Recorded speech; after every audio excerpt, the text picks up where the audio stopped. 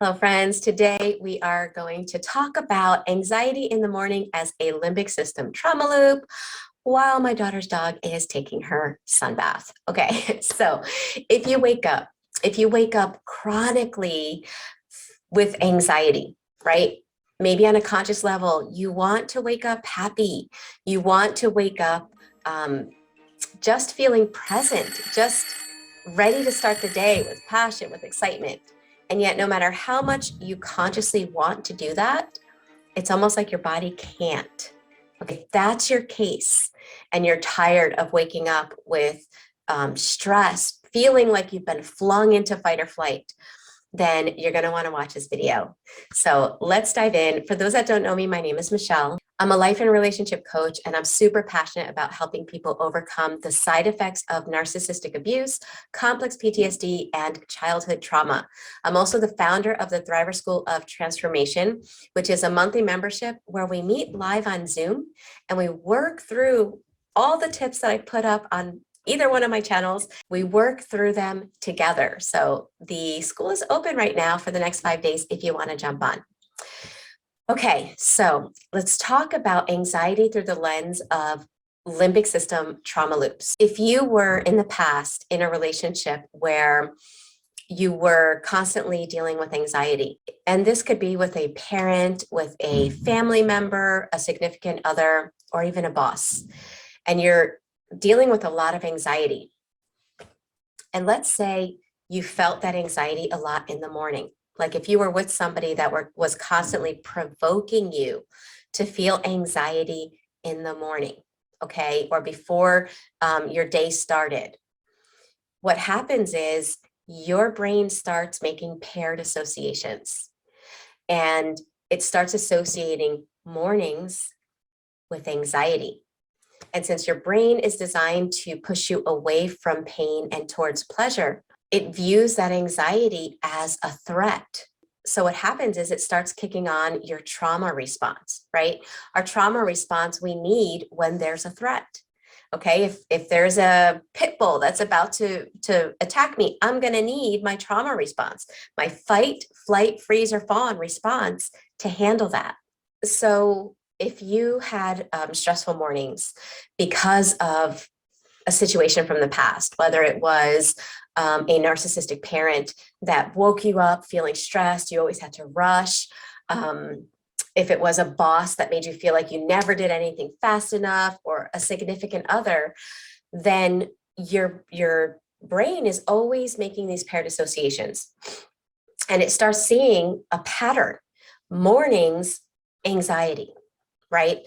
And so what happens is after the situation changes, let's say you're not working for that boss anymore. Let's say you're not with that toxic person anymore.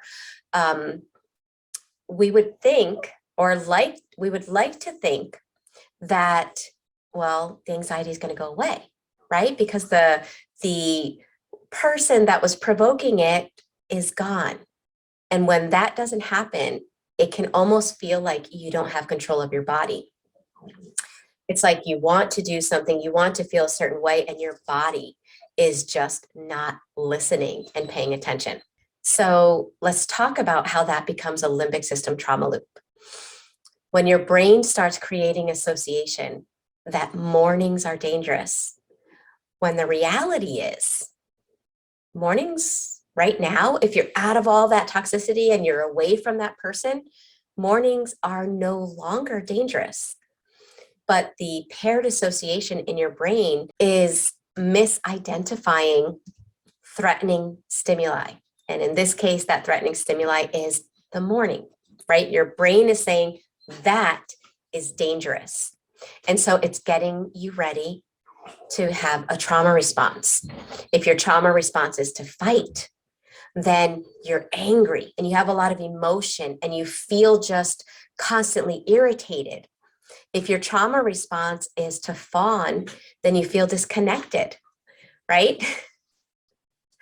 So here's what happens. You wake up in the morning, your brain makes that connection outside of your conscious awareness. This is taking place on an unconscious level. But because your thoughts and your emotions trust the misinterpretation that your brain is making, your thoughts start seeing the emotions that take place because of your fight or flight getting kicked on. It trusts it, and then you're seeing the feelings in your body, and then it creates more thoughts. Well, why am I anxious? Oh, because this, and this. Now your brain is giving you reasons to feed the emotions that are really coming about because of the past. That's a limbic system trauma loop. Your implicit memory kicks on and gives you a body sensation. Your brain sees how your body is responding and gives you reasons with thoughts to make you feel like that's normal, that you should be feeling that, and then they're feeding each other. Breaking out of that is challenging, but not impossible. And breaking out of that is necessary so that you no longer feel the side effects of whatever trauma you experienced in the past.